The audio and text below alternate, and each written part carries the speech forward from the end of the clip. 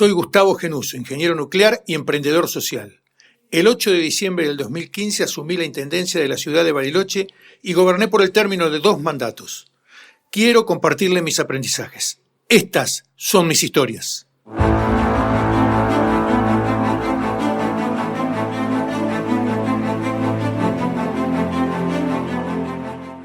En este episodio le quiero hablar de algunas cuestiones económicas.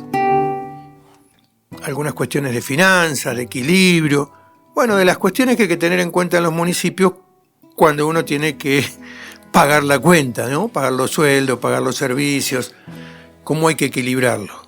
Y quizás lo haga en base, como hacemos todo en 101 Tips para Gobernar, en base a algunas historias que nos sucedieron, a historias personales, a experiencia que fuimos adquiriendo en la gestión, no como para decir que lo hicimos bien o lo hicimos muy mal, sino porque acuérdese que 101 Tips para Gobernar toma experiencias de gobierno para poder reflexionarla. Dicho esto, permítame contarle que cuando corría diciembre del 2015, recién habíamos asumido la gestión y que, como muchos intendentes en sus primeros momentos, yo fui directo al corralón municipal, que quería ver con mis propios ojos cómo estábamos, en qué situación estaba el municipio. En el corralón municipal está la maquinaria, los camiones de recolección, los camiones para trasladar materiales, el parque automotor, todo eso está en el corralón municipal. Y entre otras cosas, como decía recién, se guardaba la flota de recolección. Nos habían dicho, y pudimos contar, 12 camiones. Pero solo 3 funcionaban, el resto era casi chatarra. En ese momento, Bariloche tenía 15 rutas de recolección que en una ciudad con una geografía compleja se distribuían en 35 kilómetros de largo por 10 de ancho, en zona de bosque, de montaña, con un clima duro. El servicio era literalmente imposible prestarlo.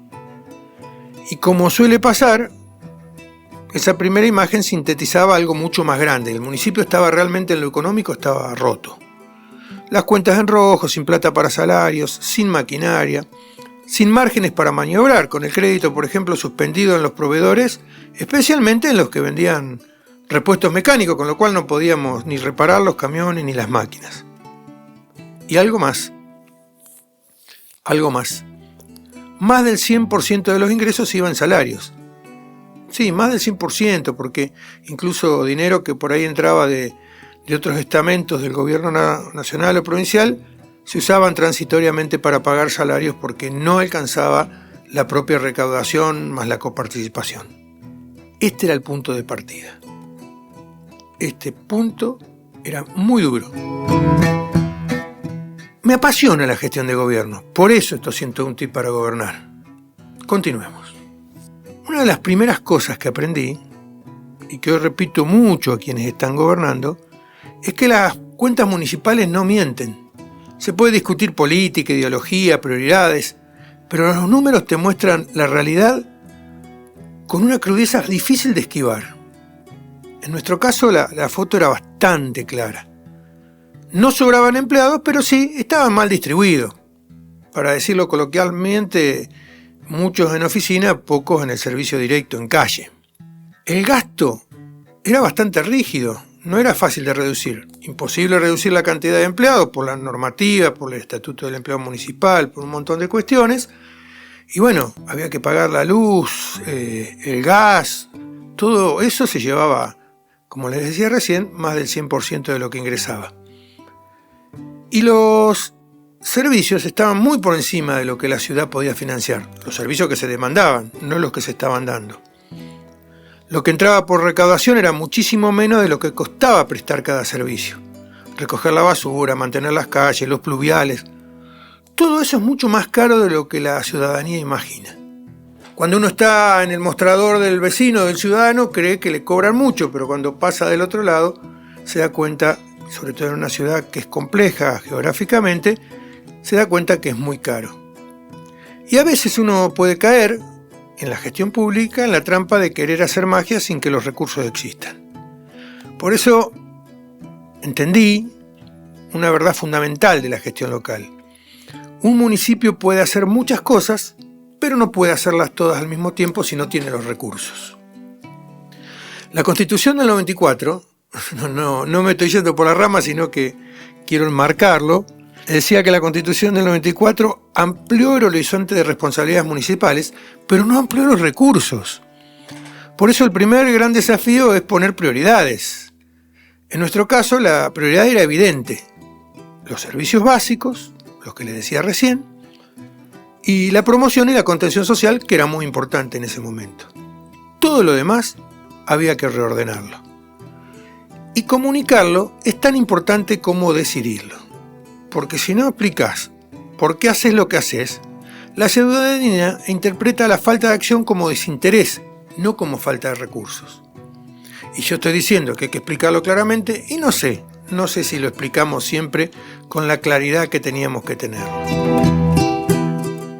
Porque fíjense, a las tasas hay que darle el valor real que tienen por lo que uno presta el servicio, pero hay algo que siempre pasa, y yo lo ejemplificaba con una tontería, que es que lo veía así. La gente paga sin protestar el valor del celular, de las llamadas, de los mensajes, del costo mensual del celular, pero protesta por pagar el costo de la recolección de basura. La telefonía aumenta y bueno, uno mira por un costado y para el otro, pero termina pagándola, no se quiere quedar sin eso. Si tiene que achicar, no paga la tasa municipal. Y bueno, tenemos un problema, porque hay que recoger la basura, entre otras cosas. Y a veces también pasa porque no se comunica cuánto cuesta prestar un servicio esencial. Eso cuesta y cuesta un valor, y si ese valor no está, es muy difícil prestarlo. Nosotros intentamos algo clave, que era armar un sistema equitativo, donde quien tiene más pagará más y quien tiene menos pagará menos, por eso zonificamos la ciudad para el valor de las tasas. Pero ahí también cometimos un error, y lo cuento para que no lo repitan otros. A las zonas de mayor necesidad económica le bajamos demasiado o le pusimos un valor muy bajo a la tasa en esas zonas, en las zonas vulnerables, y después ¿qué pasó? Que con la inflación los aumentos porcentuales abrieron una brecha enorme y eso jugó en contra del objetivo de crear conciencia también en los sectores populares del costo real de los servicios. Le quedó tan bajo que no valorizaban que es algo importante pagar los servicios. En paralelo, sí pudimos hacer la modernización de la recaudación, sumar tecnología y cuestiones así, y eso fue clave para poder recaudar mejor y poder pagar los gastos que teníamos. Aunque, como tercer aprendizaje creo, porque no los vengo contando, yo creo que la mejor recaudación es el desarrollo productivo de la ciudad. Porque muchos creen que la única forma de mejorar el ingreso es subir las tasas, pero lo mejor es hacer crecer económicamente la ciudad. Hay que formular políticas de capacitación, de crédito, normativas más simples, habilitaciones rápidas, promoción productiva, en fin, un montón de herramientas que los municipios en más o en menos pueden desarrollar. Porque si la ciudad produce, la gente trabaja. Y si la gente trabaja, el municipio recauda. Y en Bariloche apostamos fuerte a diversificar la matriz económica y a ampliar nuestra gran fuente de producción, que es el turismo, hacer lo que sea de todo el año, que venga más gente, que tengamos más vuelos, etcétera, etcétera. Cuestión que nos llevó mucho trabajo, pero creo que funcionó. Como ejemplo de que creemos que funcionó, toda la batería de cosas que pudimos hacer, los salarios que se llevaban el 100% o más del 100% de los ingresos, a nuestra salida de la gestión significaban el 56%, con lo cual quiere decir que ya nos quedaba margen para otro tipo de inversiones. La flota de camiones y máquinas la podíamos ir renovando regularmente, y dejamos hechas más de 300 obras que se financiaron con distintos tipos de recursos, pero fueron un montón de obras que en esta cuestión de equilibrio financiero y económico pudimos hacer. Yo vengo hablando acá poco de cómo eficientizamos el gasto del municipio, que también lo hicimos, pero eso lo vamos a dejar para otro episodio. No fue fácil, pero es posible. Y antes de continuar, les pido que se suscriban al podcast 101 Tips para Gobernar, el que estamos escuchando, y nos dejen ahí sus comentarios, y también, si tienen ganas y les gustó, nos pongan un like, una manito con dedo para arriba. Quería Por último, contarles un caso que nos sirvió de mucho, porque fue un caso donde innovamos, tratamos de ser creativos, porque innovar también es gobernar.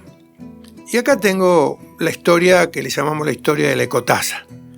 Y no la quiero contar para decir, miren qué grande, qué lindo lo que hicimos, qué bueno que fuimos, sino para mostrar que la creatividad, la convicción también son herramientas de gestión. Diría, para ponerle un principio, más allá de que teníamos la idea desde antes de entrar a la gestión, que la historia empezó de esta manera.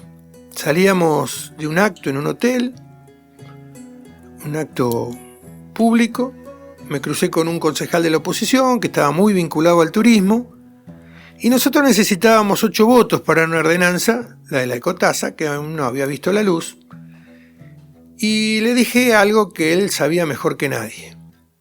La infraestructura turística de Bariloche atrasa décadas. Hace mucho que no se hace un mirador, no se hace un paseo, bueno, todo lo que no había. Claro, él conocía y asintió. Y ahí se abrió la puerta para que le pueda contar lo que estaba pensando. Le dije que necesitábamos una tasa baja, muy baja, que pague cada turista que se hospeda en Bariloche, como en gran parte de las ciudades turísticas del mundo. Pero que esa tasa vaya a financiar obras turísticas. Y cuando uno dice obras turísticas, también son obras para los vecinos. Un mirador, un paseo, una plaza. Son obras que disfrutan turistas y vecinos. Su respuesta fue inmediata. Es lo que siempre dije que había que hacer o algo así, me dijo. Y ahí empezó todo, porque él era el voto que faltaba, ¿no? Eso que empezó es lo que luego llamamos ecotasa, que no era un impuesto nuevo, es una tasa al servicio. El turista paga una pequeña suma, muy pequeña, por día que se hospeda, y por un lapso no mayor de 3 días, y con eso se generan obras que él mismo va a disfrutar cuando vuelva o que disfrutará quienes vengan después, como pensando al turista como un ciudadano continuo, ¿no? En nuestra propuesta los hoteles eran los agentes de recaudación y ahí vino el conflicto, porque para ellos era un impuesto más, pero para nosotros era un derecho y una oportunidad. Cuando pasan estas cosas, bueno, yo creo que hay por lo menos 3 aprendizajes que les puedo contar, seguro hay más. Primero, la convicción política y la solidez técnica. Cuando se introduce un cambio que toca intereses, mucha gente se va a oponer, los titulares periodísticos van a jugar en contra y ahí la convicción es clave. Todo el tiempo mantuvimos el diálogo para mejorar la propuesta, pero nunca dimos señales de retroceder. La otra cuestión que hay que tener en cuenta es la transparencia extrema. Creamos una comisión mixta entre el sector público y privado. En el sector turístico y particularmente en nuestra ciudad, el sector público y privado está acostumbrado a trabajar juntos, el ente de promoción turística es un ejemplo. Entonces creamos esa comisión mixta que decidía las obras y controlaba el uso del fondo. Y eso construyó confianza. Yo podría decir que casi el 100% de las obras fueron aprobadas por unanimidad en esa mesa del sector público y privado. Lo otro que es muy importante como aprendizaje, que no es solamente en el ambiente de la ecotasa, lo cuento acá, pero lo podría contar en otro lugar, es que tener fondos propios municipales agiliza todo, menos burocracia, más velocidad, decisiones más ajustadas a la realidad. Cuando uno recibe fondos nacionales o provinciales, tiene 2 burocracias en el medio, tiene que esperar desembolsos, tiene que hacer rendiciones, esperar que aprueben las rendiciones en la cola que tiene nación o provincia y luego mandan los fondos, todo eso está sujeto a la inflación, todo se va demorando, las compras se hacen más difíciles. Sin embargo, con fondos propios, en este caso de la ecotasa, se pueden hacer las cosas mucho más rápido y el vecino ve resultados rápidos y eso crea legitimidad. Yo creo que se hicieron más de 100 obras con la ecotasa, paseos lineales, miradores, senderos, plazas, paisajismo, obras pequeñas, grandes que se repartieron por toda la ciudad y hoy prácticamente nadie discute la ecotasa. Bueno, sí, la discutió la Corte Suprema que ha fallado en su contra después de 8 años de aplicación. Porque ni siquiera quienes rechazaron al principio, quizás por una cuestión filosófica dicen que no les gusta, pero ya no la rechazan. ¿Les cuento algo que pasó? El ingeniero joven que contratamos para coordinar esas obras, porque había que contratar gente para coordinarlas y apareció un día un ingeniero civil que tenía un currículum muy adecuado, Un día me confesó que él había firmado, recién llegado a la ciudad, el petitorio contra la ecotasa. Se lo habían presentado como, si no firmás, se acaba el turismo. Y bueno, ante esa cuestión, ¿qué iba a hacer? Terminó firmando. Ese mismo profesional terminó siendo uno de los principales defensores del sistema. ¿Por qué? Porque cuando ve los resultados, las narrativas cambian. Si estás en gestión o querés estarlo, mira, grabate esta idea. El municipio no se salva solo recortando. Claramente que hay que hacer ajustes, hay que eficientizar el gasto, y de eso vamos a hablar, como le decía en otro episodio. Pero también se salva priorizando, comunicando, desarrollando productivamente la ciudad y siendo creativo. A veces innovar es hacer algo sencillo, pero estratégico. A veces innovar es simplemente animarse a cortar viejas inercias. Y sobre todo, la gestión económica no es un Excel, es más que eso. Es un acto de responsabilidad política. Así que los animo a que piensen en sus lugares, en sus municipios, en donde están trabajando, cómo mejorar la situación económica. Nos seguimos escuchando.